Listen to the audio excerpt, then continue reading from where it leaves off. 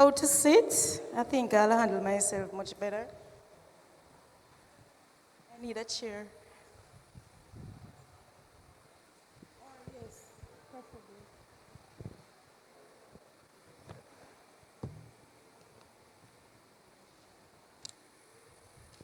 Okay, good evening, everyone.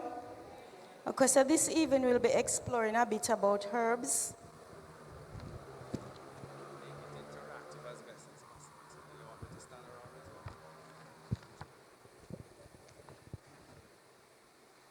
Okay, so we will be having an interactive discussion on herbs. I have to take my time with this book. It's very old. Right, so we'll be having a very interesting interaction on herbs. Now we know in the book of Genesis, when God created the Garden of Eden, he said that the herbs is for the healing of the nation. You all agree with me? Right. The herbs is for the healing of the nation. Had it not been for sin, we would not probably have no need of taking herbs or medicine. However, because of our beliefs and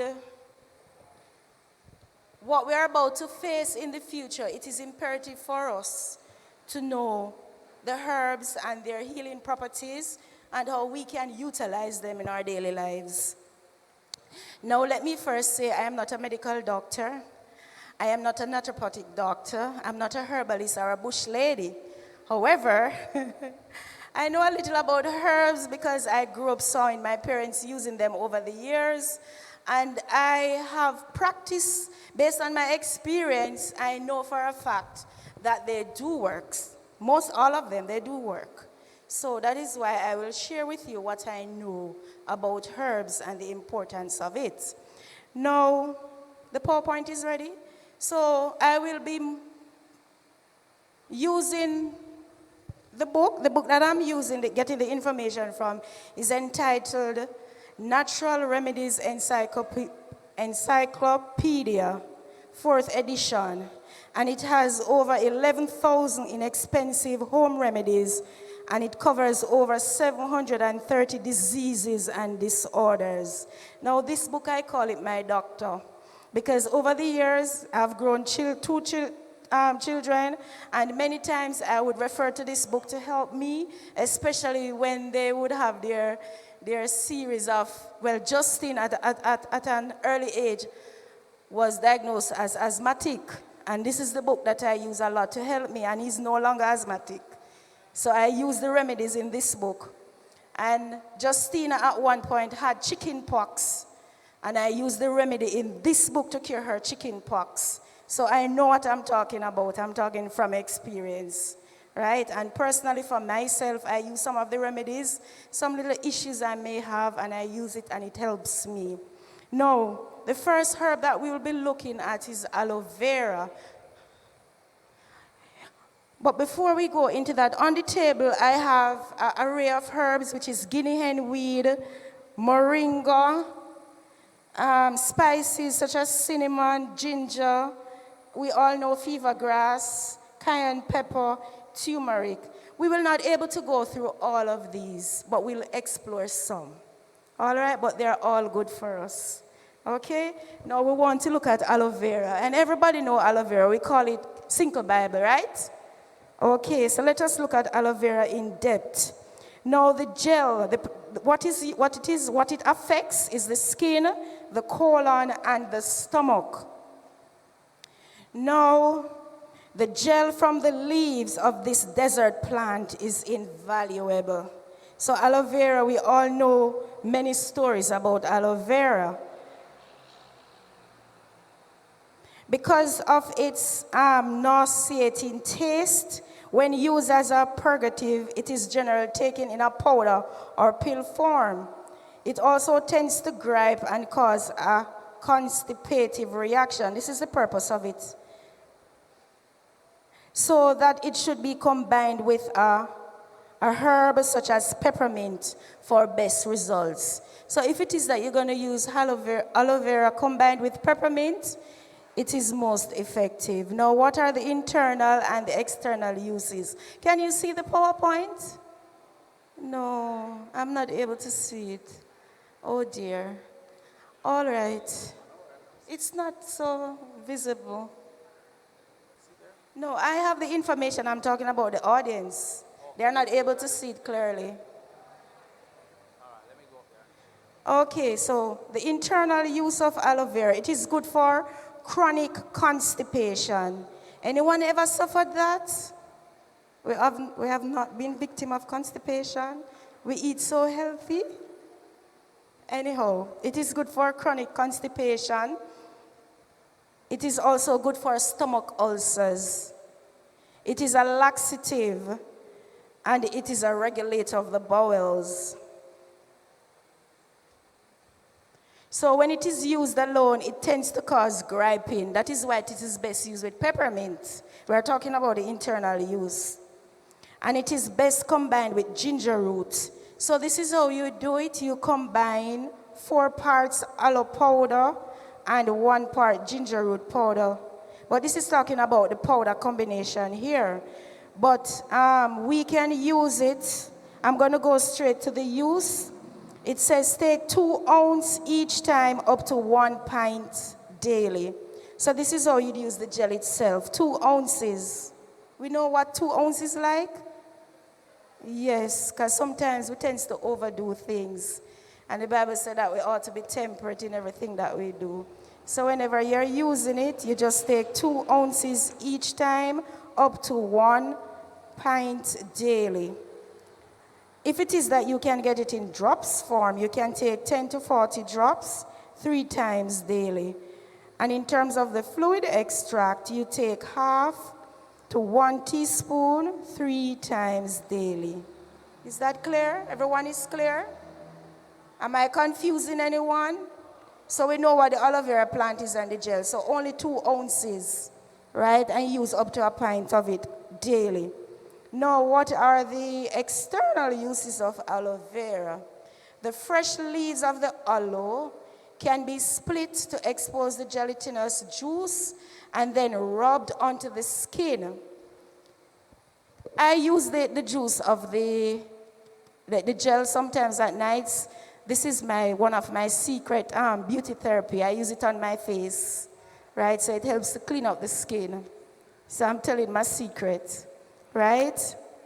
So you can use the gel and rub it onto your skin, even on the face, right? The gel inside the leaves has the capacity to heal even the most severe burns. Who knew that? Because I've heard of stories where persons had 3rd-degree burns and the aloe vera was used to help, right?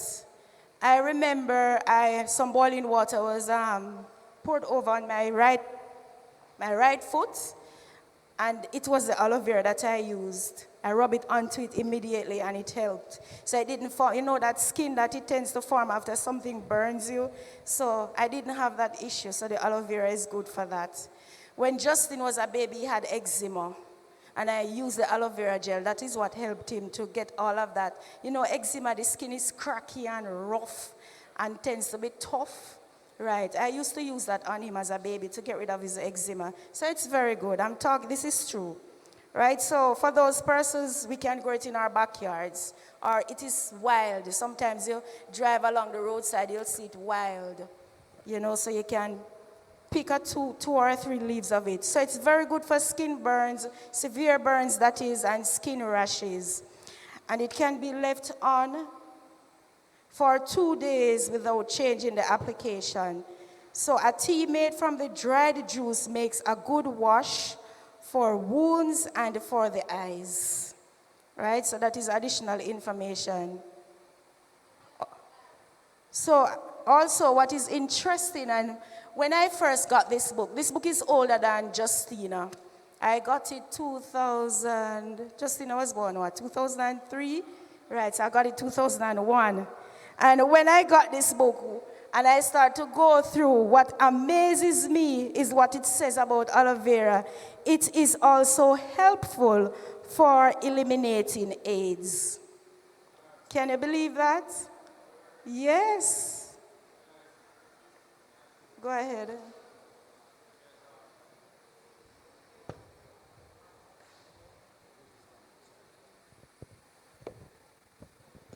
One of the benefits of the aloe vera, um, it's a testimony.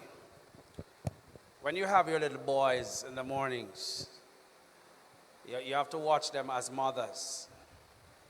They normally get up in the mornings when they're ready to use the bathroom with an erection. If they don't have an erection, which is normal, then something is wrong. You can take that gel with egg white and you can mix it together and you watch that child, and over time everything will come back to normality. It is also good for our men, right?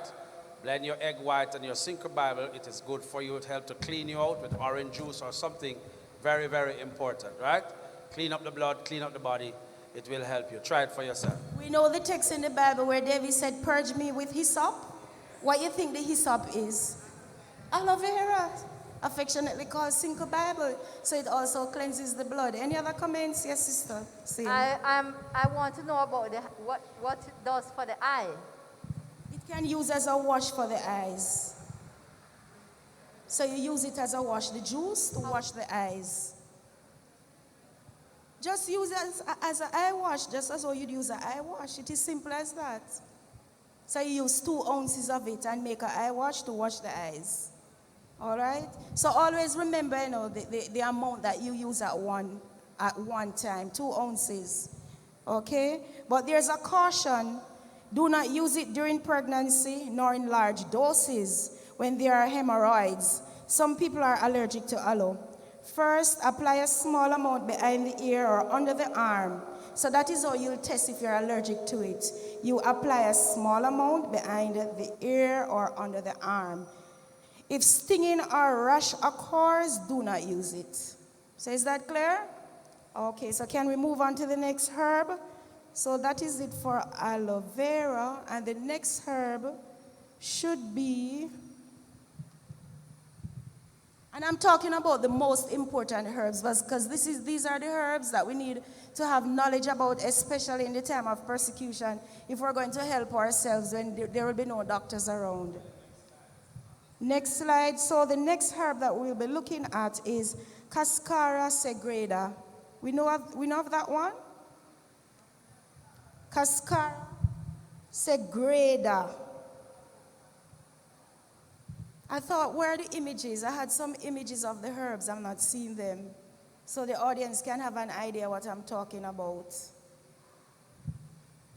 Put up the image for me, please. Cascara, in the meantime, we'll talk about that. So the purpose internally, Cascara is one of the safest laxative for chronic constipation. Again, anyone know that herb? Anyone knows it? Okay. It is one of the best, commonest, and safest plant laxatives. That's the photo of it.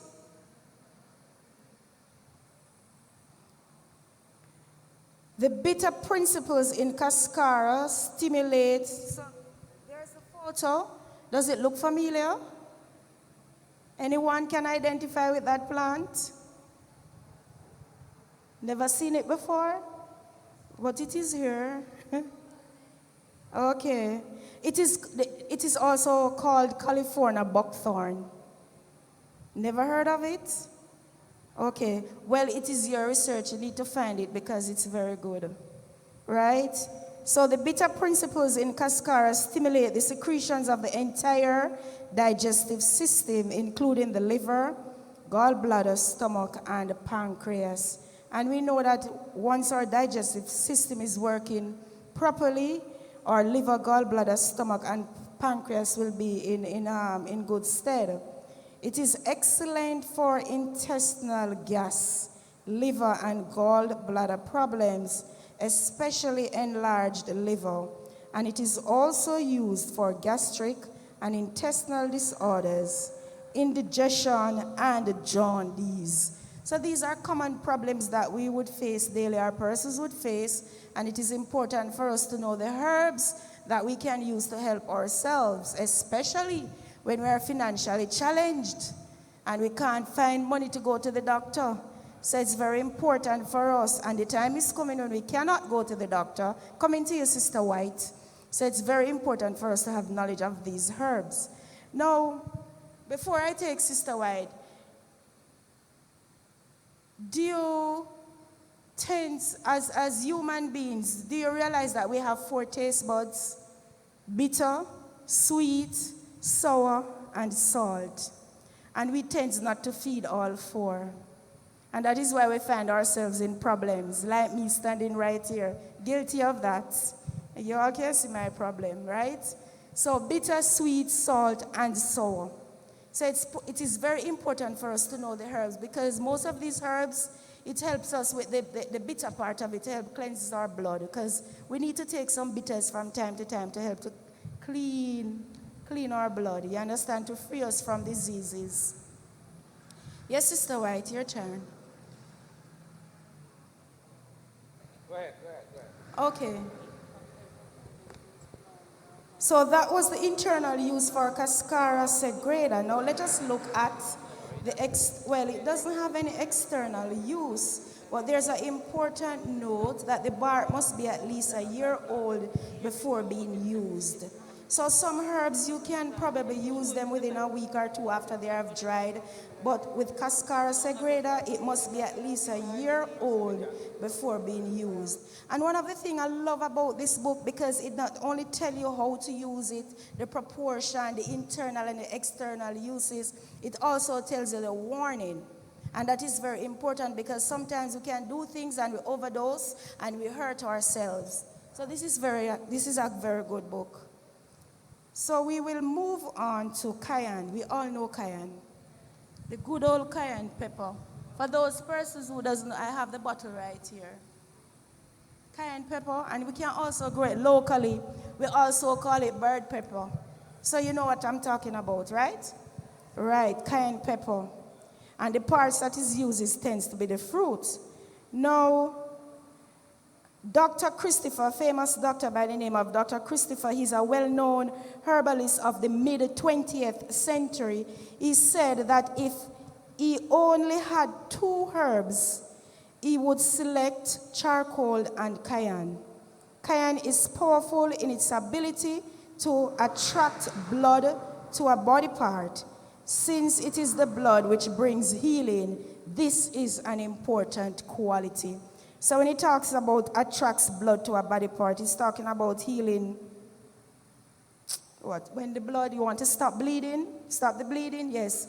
The cuts, cayenne pepper can be used for that purpose. Now internally, when added to herbal formulas, cayenne stimulates the action of other herbs. It also stops heart attacks. Who remember the gentleman who was here some years ago was giving his testimony that he was fired from his job in the United States because a colleague of his was having a heart attack, and he used just a half teaspoon of cayenne pepper, put it under the tongue, and the person's heart attack stopped. Who remember that testimony? Right, it is true. It does stop heart attacks. Right, and I've heard of other stories relating to that also. It is also used for flus, colds, indigestion, and lack of vitality. So if it is that you feel weak or you have no energy, the cayenne pepper is good for that. And I use cayenne pepper extensively. My house is never out of it. In the mornings, I will take it with my warm lemon tea, and I would drink it, and it helps. It does give some form of energy. It does other things too, but what the book says about it, it is definitely true. It is also good for treating the spleen, pancreas, kidneys, and it is effective as a fomentation for rheumatism, inflammation, sores, and wounds. Cayenne is also useful for arthritis. You know that you can make a paste of it and put it on wherever the pain is, especially the knee pains. For arthritis, is very good. Asthma, bleeding, as I said earlier, high or low blood pressure, bronchitis, chills, colds, convulsions, coughs, indigestion, infections, jaundice, ulcers, and varicose veins. So this is very good. We must not be out of it. Externally, it is used for frostbites, painful joints, swellings, and varicose veins, and it can be rubbed. Hear this. It can be rubbed on toothaches and swellings. Simple cayenne pepper. Can you imagine that? So if you're having a toothache, you can use it to get some relief. Sprinkled on bleeding cuts, it will immediately stop the bleeding. So if it is that during persecution and we have to go through so much hills and terrains, we're going to be getting a lot of cuts, right? Don't you think so? All sort of bush when cut us. So we need to have cayenne pepper. So once you put that immediately on a cut, it stops the bleeding. All right? Any comment, your sister Pendergrass?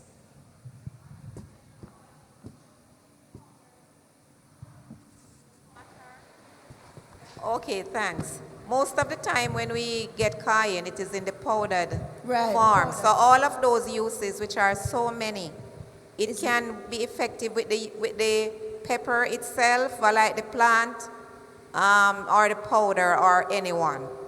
Yes, I would agree. So let us go to the preparation and amount. It says for infusion, it is 1 teaspoon to 1 cup of boiling water, taken in half fluid ounce doses. So you pour water over cayenne, so that is it for infusion.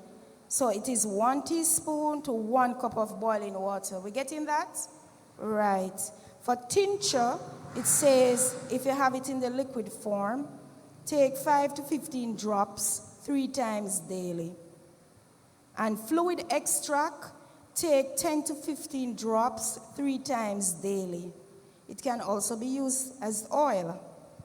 For toothache, this is as in the oil format. For toothache, clean the cavity and place cotton saturated with the oil into the cavity. Use sparingly as it is very potent. So we're all clear how to use it, to prepare it and use it? Come, sister, come, sister. Yes, you can get cayenne oil. Yeah, the oil, I didn't know that we could get the cayenne oil. But now I'm thinking about it, if we can get the oregano oil, we should be able to get the cayenne oil. Exactly. But I didn't know anything about I didn't know. Right. Okay, so that is it on cayenne. Anybody know of any other uses? You can testify that cayenne has helped them. Any other uses? Because sometimes the book may not capture everything, and there can be other proof or evidence that cayenne has helped someone. Yes, Sister Marie. I want to try to get the understanding. You have the cayenne oil. The oil. You have the powdered form, drops, and oil. Oh, just because it's the powder I really use. Yeah, most of us. Oh, so we must not, if you have a cut. Don't use the powder and the cut, just use the oil. You can use the powder if you have the cut, or the oil. Either. Oh, It will burn, but it stops the bleeding immediately. oh, I never really know about the oil. I know about the... Okay, can we move along? Any other comments? Just to answer your question, when you said if we have a testimony about how it helped, Yes. may I? Sure, go Yes. ahead. For sinus problem and stuffiness in the nose, I'm not sure if you I said should that, know but that. I have experienced that.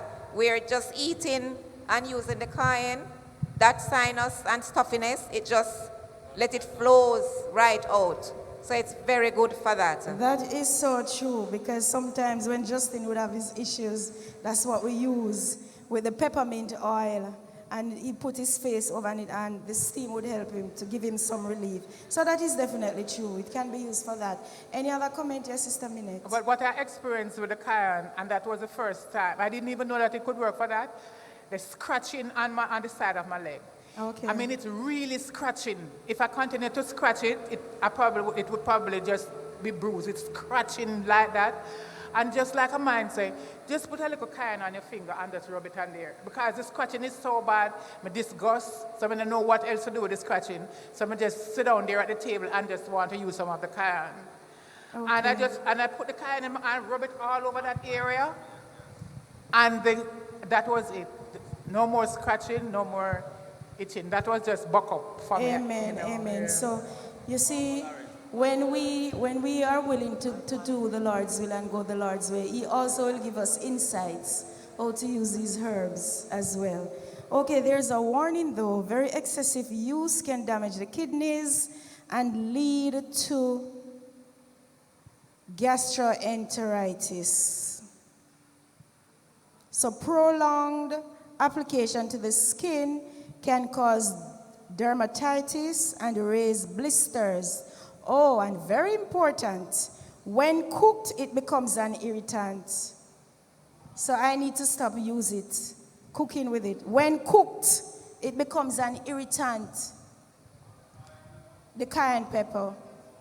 So it is best use cayenne pepper primarily. It is best to use cayenne pepper primarily as a medicine and only very small amounts of food as a food additive.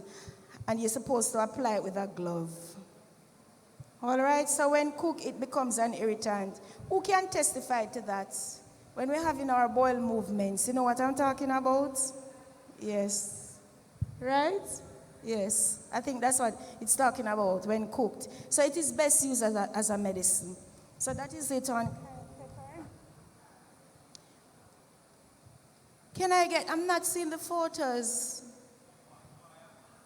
No, that is, we all know what is cayenne pepper, right? Right, we are Jamaicans. The next one is chamomile. We know that bush or herb. Chamomile, we have seen it before. Yeah, man, it is wild in Jamaica here. You people don't grow up in the country. Can you put back the picture, please? The photo? Chamomile, please. Let it remain on screen. That is it. Chamomile. You know it as Spanish needle? Okay. All right, so that is the chamomile. I'm positive because I have the book with the photo of it, so I'm positive that is it. Yeah, I think that's what we call it, right? Church, that's what we call it, Spanish needle. Right, so let's learn about it. Internally, chamomile is good for insomnia and nervousness, and I prove this. When my babies were young and they couldn't sleep, and I want some sleep, I used to give them a warm bath, and I make some chamomile tea with honey, and that put them to bed right throughout the night. That was my trick. They had no idea, so it does work, right? So it is good for insomnia and nervousness. It increases appetite and helps those with weak stomachs. It reduces inflammation and aids digestion and sleep. So just 6 ounces of the infusion or 1 to 2 teaspoons of the tincture at a time is good also for menstrual cramps. So young ladies who are going through those menstrual issues, it's very good for menstrual cramps, kidney, spleen, and bladder problems. It also acts as a nerve tonic, and it is a useful remedy for stress, anxiety, and indigestion, and I am a living testimony to that. Whenever I feel anxious, I would drink some chamomile tea. It helps to calm and relaxes me. That too, I can testify it does work. All right? The external uses. I'm not going through everything, and I'm just talking about the most important that we can relate to and we can use in our everyday lives. The external uses. It can be used as a mouthwash for minor mouth and gum infections. Can you believe that? The tea is good also It is a good wash for sore eyes and open sores, right? So use it as a wash or compress for skin problems and inflammations, including inflammations of the mucous tissues. So keeping a mouthful in the mouth for a time will temporarily relieve toothache. Amazing, right?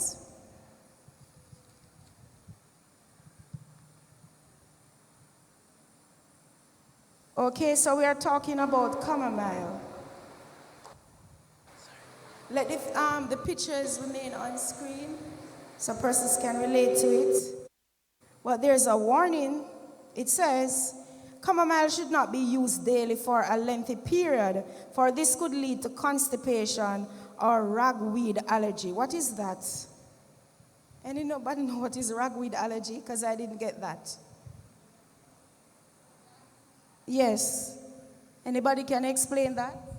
Ragweed allergy. Anyhow, but that is it for chamomile. So we'll be moving. Any comments? Any comments? Or any other use? Anyone knows of any other use for chamomile?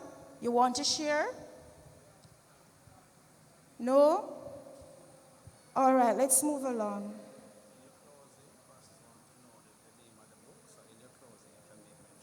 Okay. Okay, let's move along to the next. We all know charcoal, right? Right, lovely charcoal. My grandfather used to burn that. He used to use the pimento wood to make charcoal. And my understanding as a child growing up, that is the best wood to use charcoal for medicinal purposes, the pimento wood. That is my understanding growing up as a child. Right, so it is also very good. So let us look at did I tell you how to infuse chamomile? Did I mention that?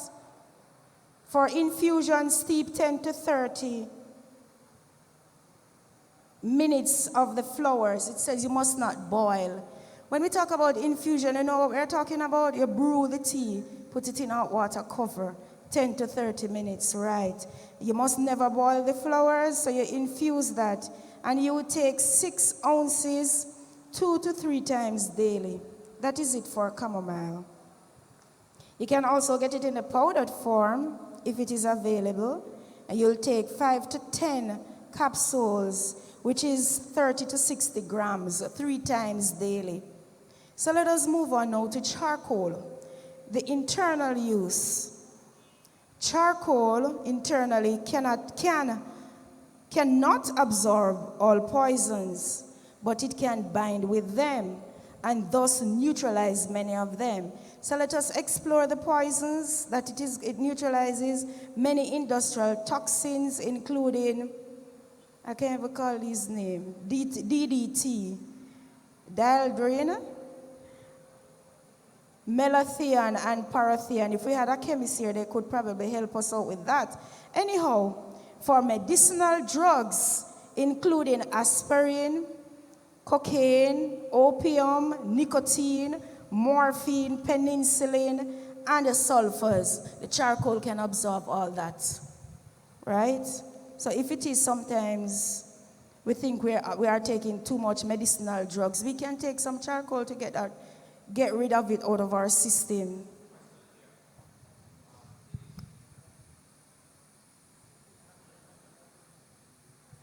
Check. At times, the food that we eat throughout the week for a month, we have buildup of toxin in our bodies. You know that from the juice, the food. Our free radicals. Yes, at times we use sardine, we cook mackerel, all them sort of things. They have food toxin inside of it. You have buildup of food toxin, and so we have to cleanse our bodies every time, and even once per month. It is good, or even at nights when you go to bed. Before you go to bed, you can make your charcoal water, and you can drink that, and you can go to bed. It detoxify the body, right? Very, very important. You can also put it in your water. Very important to detoxify yourself. Sister Tucker, you have a point, but I can't walk across. I can't walk across the camera. Go ahead. Hold on. There's a mic.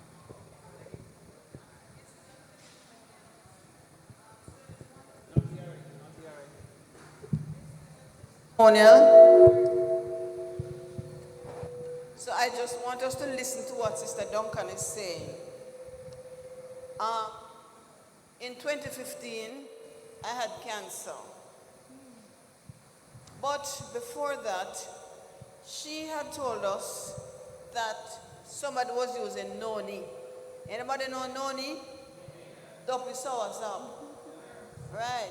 So since she had said that in church, I started using the thing. So when I had surgery, the doctors came and they said, "You want injection?" I said, "No." And I'm smiling. I mean, one of our workers from the hospital is here at church. Sister, she lives up the hill there. I don't remember her name now. So she know, when they came, I'm smiling. And everybody's wondering, "You want tablets?" I said, "No," because I was taking the noni. So what the noni does, it mixes with a protein in your body that helps to relieve the pain. So my surgery didn't have any pain, and I was laughing and they're wondering. So one nurse said that she's going to complain to me. You know, she's a Christian, she was just joking. She's going to complain to me, to my pastor, and I was there laughing. And immediately Pastor and Sister Louis came up. I said, "See my pastor, they complain now." So I'm just saying, listen to what she's saying. Take heed to all of it, because it worked for me. The noni had worked. All right, Amen, thank Sister you. Tucker. Okay, when I had a near-death experience I was stung by a bee. It was 2019, May 2019, right. It was 2019, honey?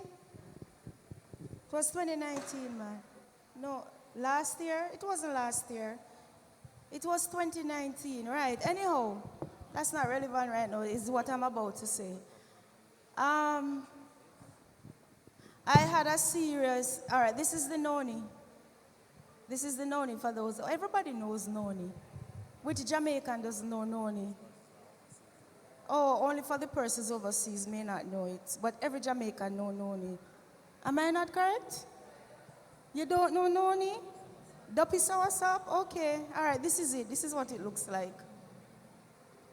All right, so when I had a near-death experience, I was stung by a bee, and I had serious allergic reaction.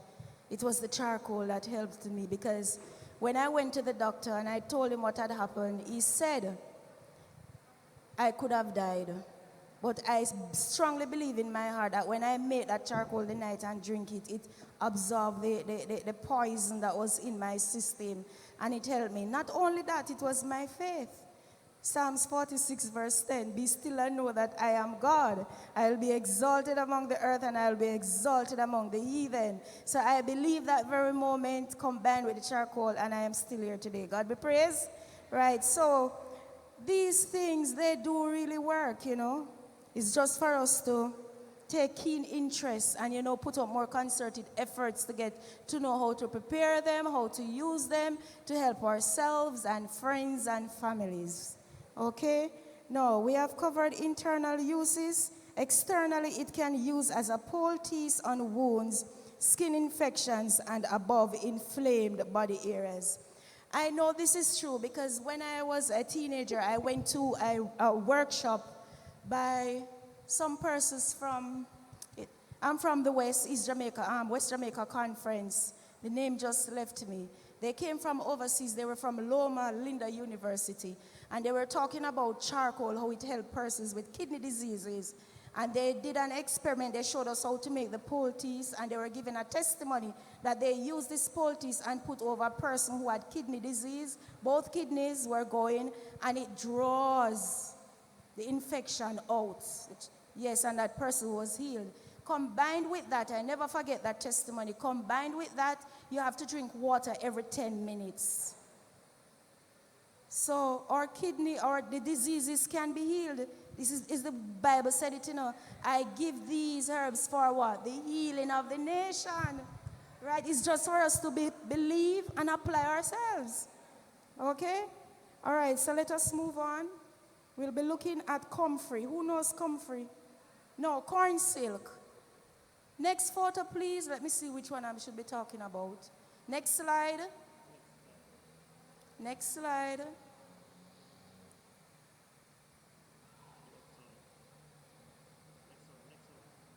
Right, the corn silk. Every Jamaicans know that. Jamaican knows that. Yes, very powerful. Corn silk. So let's hear what it is all about. I used to give it to the children, and you're gonna know why. Now, internally, corn silk tea is used for bedwetting. Can you believe that? Yes. It is good for bedwetting, inflammation of kidneys and bladder, kidney stones, excess uric acid. Do you know how our body tends to come by excess uric acid? When we eat too much meat, we get the uric acid from the poultry that we eat. That's how our body build up with excess uric acid. And urine retention, urine retention. That is what the corn silk tea is good for. It is a good remedy for all, not some, all inflammatory conditions of the urethra. Ladies would know what I'm talking about. The bladder, the prostate, and kidney. It can move gravel from the kidneys, bladder, and prostate.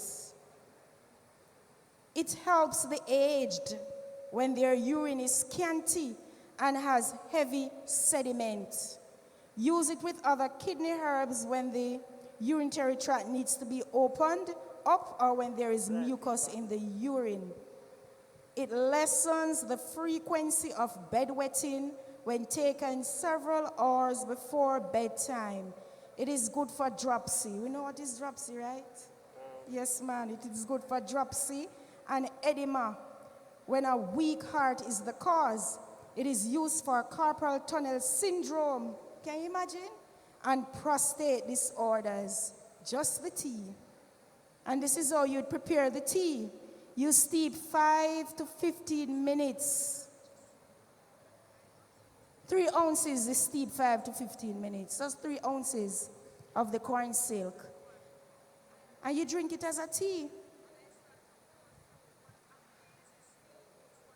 It talk about the fluid extract. It says take a quarter to half teaspoon 3 times daily. I don't know if we can get it in the powdered form, but if you're able to get it in the powdered form, take 1 to 5 capsules, which is 5 to 30 grains 3 times daily. It is said it is the best single herb for increasing urine flow, thus helping to eliminate kidney and bladder problems. So the little corn silk that we tend to throw away, we need to start dry them and use them now. All right? It doesn't have any external use. It is all internally. Next herb, dandelion. Who knows that? This is one of my favorite. I love dandelion. It is very nice with coconut milk. You swear you're drinking coffee, even though I don't know what coffee tastes like. But I can smell it. It has a strong aroma. Yes, dandelion is very delicious, especially when I said coconut milk, and I'm talking powdered milk, coconut milk that you grate or you blend. And when you brew that dandelion and put the coconut milk in it, delicious. If you don't believe me, go ahead and you can try it. And then you come back and tell me if what I'm saying is true. Okay, the internal use. That is the dandelion. We don't know that. Look at it, people. We don't know dandelion. Look at it. You have never seen it? It is here. As a wash for the eyes. So you use it as a wash, juice to wash the eyes. Yes. You have never seen it?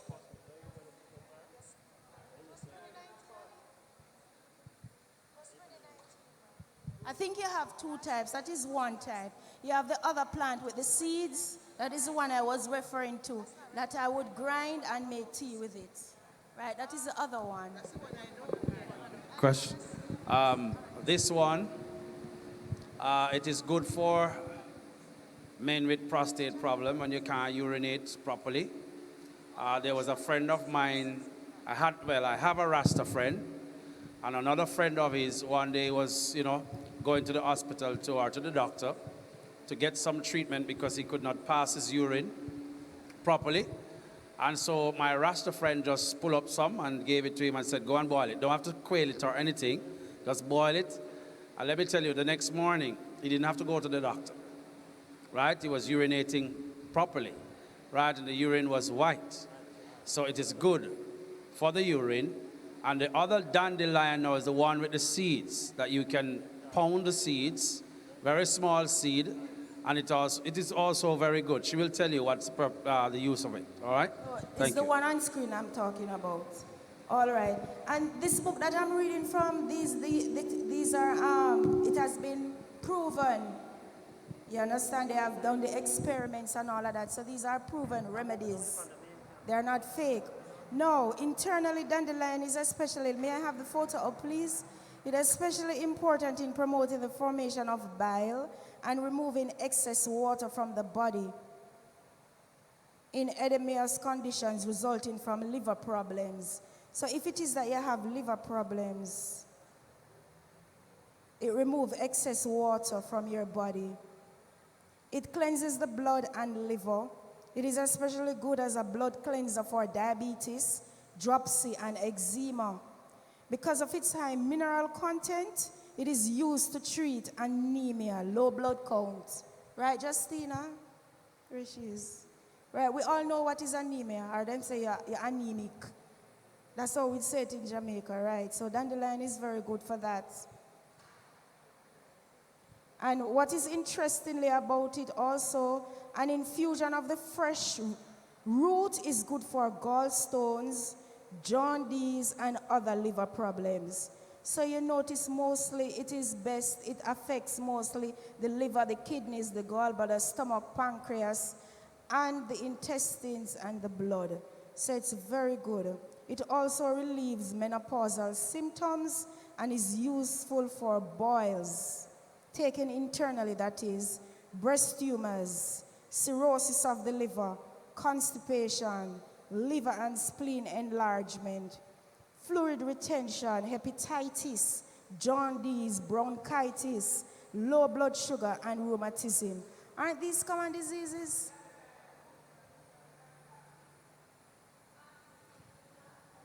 The root, that is the root. The root tea will also help lower blood pressure, thus aiding the action of the heart. No, when it says no system in it, it was talking about the tea because it said it's taken internally. It is good for breast tumors, cirrhosis of the liver, constipation, liver and spleen enlargement, fluid retention, hepatitis, jaundice, bronchitis, low blood sugar, and rheumatism. And it also helps prevent age spots on the skin. So that's another beauty therapy, the tea. The tea from the, 3 cups, the infusion, steep 30 minutes. The leaf and the root, either. So the parts used is the leaf and the root. So infusion, steep 30 minutes, 3 cups daily, hot or cold. All right? Oh, the only known use I know of the other type of dandelion, the seeds, I drink it as tea. And I did some research on it, and it's also good. They said it is good for cancer. So if it is that you have cancer, you drink the tea, within 2 to 3 weeks, you'll start seeing results. When I did the research on dandelion, the one with the seeds, that is. All right? Yes, Sister Murray.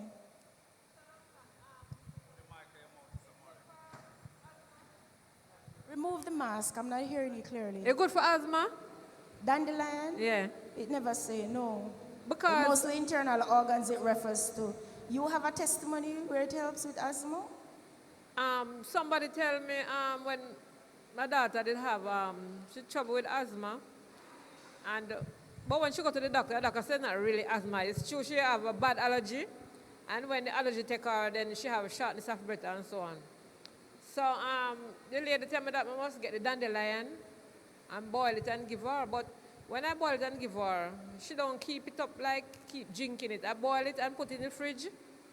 And then each time I warm it and give her a lick. But she don't really keep it up. But that's what she said to me, that it's good for asthma. I don't. So did she say which one of the dandelion to use?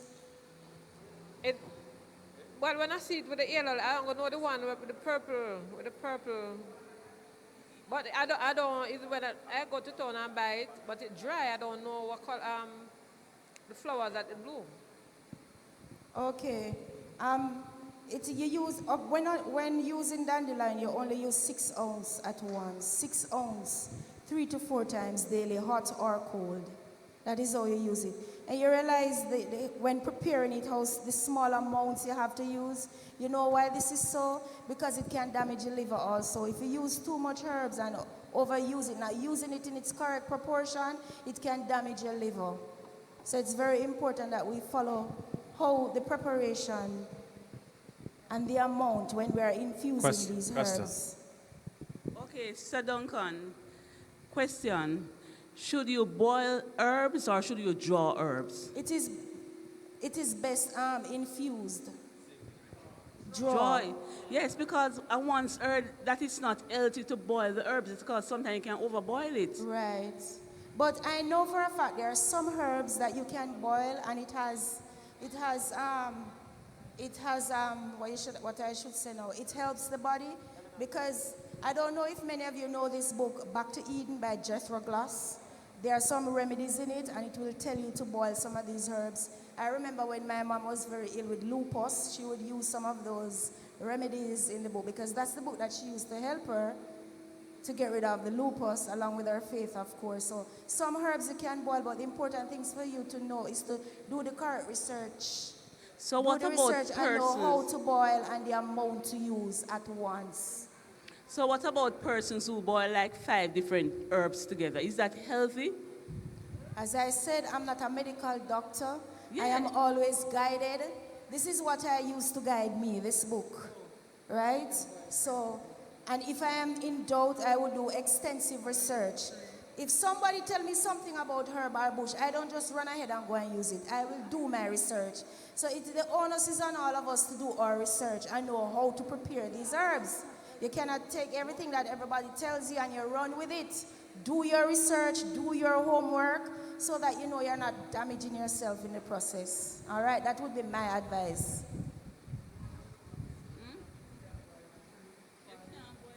Any other comments, suggestions, questions?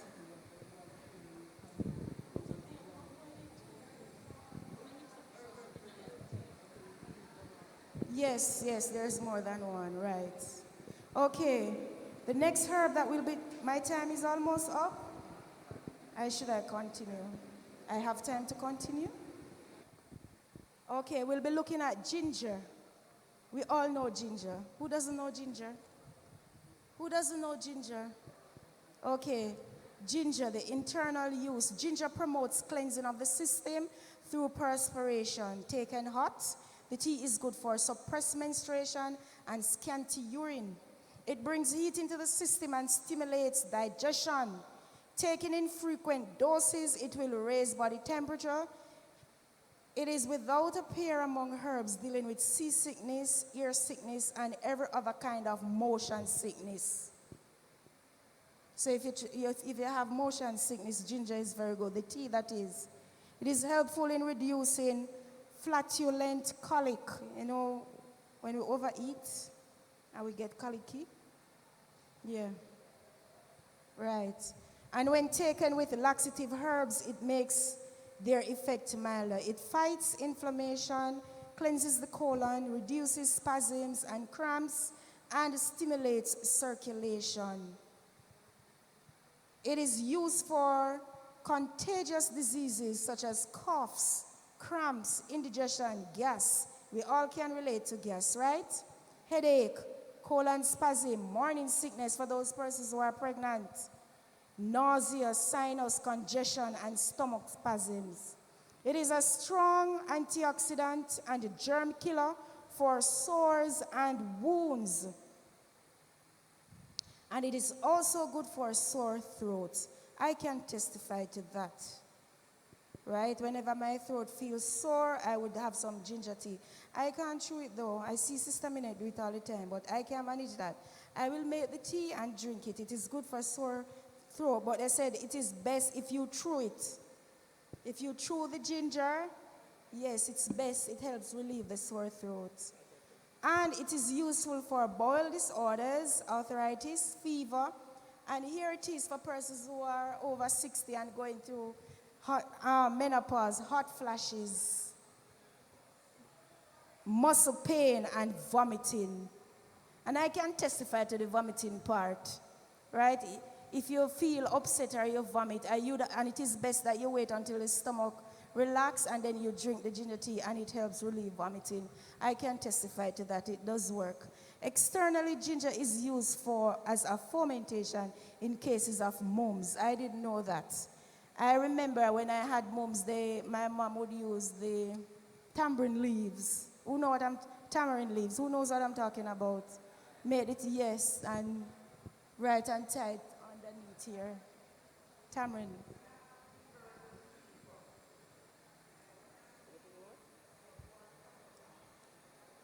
Yes, just a minute.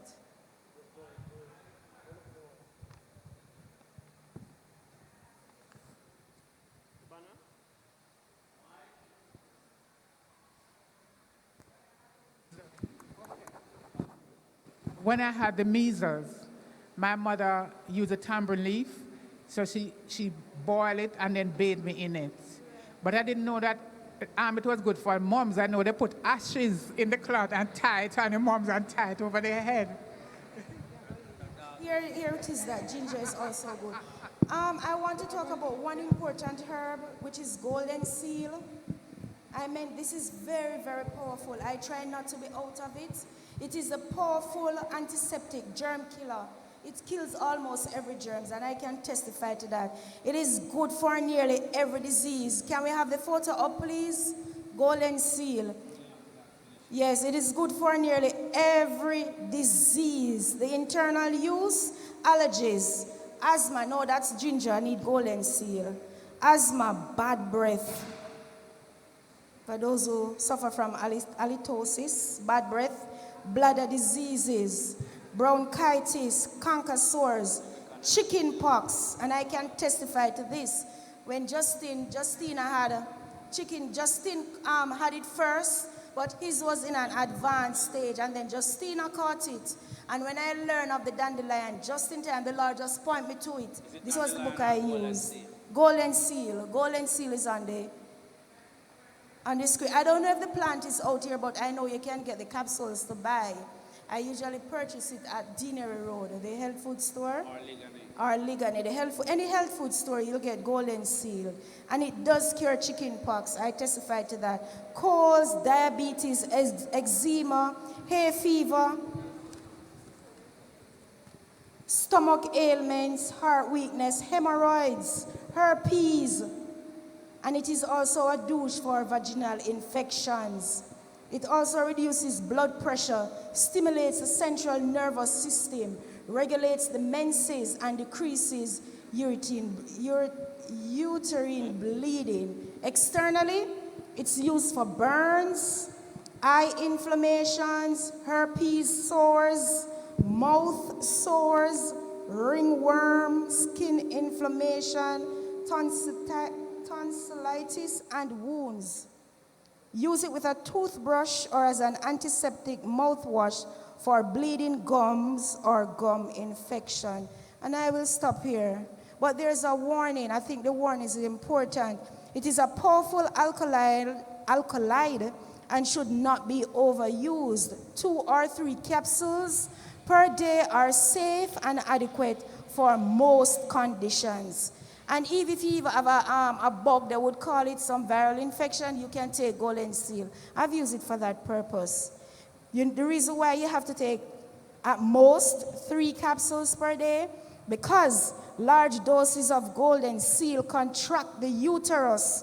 So women who have a tendency to miscarry should avoid the use of it unless for morning sickness. It is used in this formula. And I have heard of stories where persons use this to abort the baby. Less than quarter cup of Goldenseal plus less than quarter teaspoon Goldenseal plus quarter teaspoon cloves. The powders taken in gelatin capsules are not to exceed 2 capsules per day and taken with a spearmint tea. All right, so we will stop here. But, brethren, all in all, it is important for us to just take notice of these herbs. They are very helpful. They are very helpful, and we all have to educate ourselves regarding the use of these herbs because we have to rely on them in the future.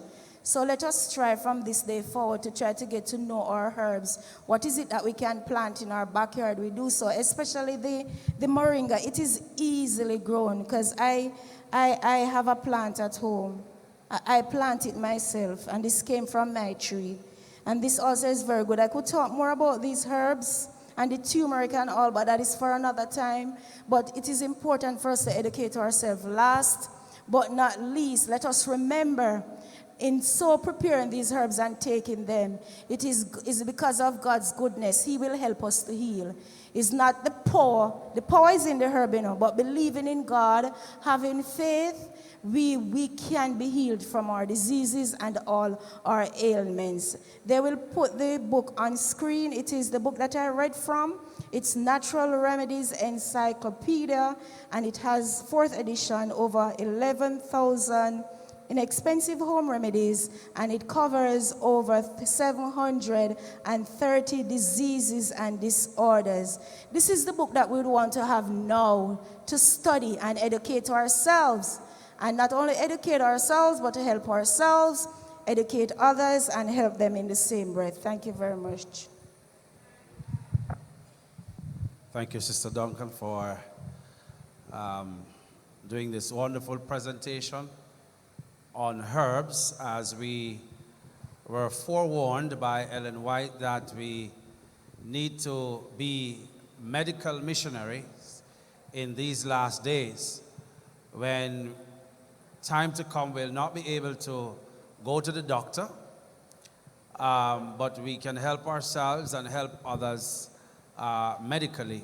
So it is important for us to know the very herbs to use to take care of ourselves and others. At this time, we're going into another season of prayer. Remember, it is prayer and fasting. Some of you might be saying that's a whole lot of information, but it is also good to inform the brothers and sisters as to what is happening and what we need to use to take care of ourselves. So at this time, we will be singing Sweet Hour of Prayer, that calls me from this world of care and bids me at my Father's throne, makes all my wants and wishes known. Hymn number 478, as we get ourselves in the frame of mind to pray. Hymn number 478, Sweet Hour of Prayer.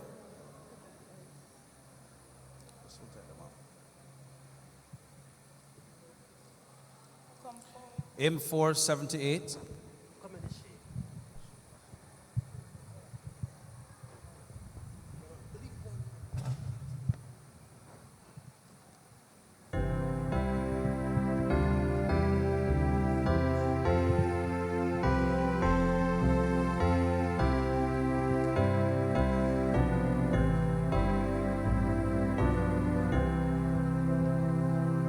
Sweet hour of prayer, sweet hour of prayer, that calls me from a world of care and bids me at my Father's throne, make all my wants and I invite you all to stand, brethren. You've been sitting for a long time. In season of distress and grief, my soul has often found relief, and oft escaped the tempter's snare by thy return, sweet hour of prayer.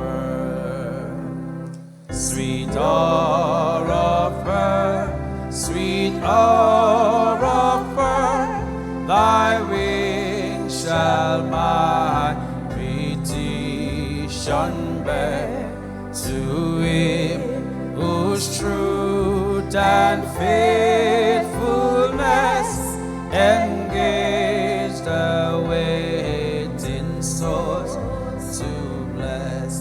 And since he bids me seek his face, believe his words and trust his grace, I'll cast on him my every care and wait for the sweet offer,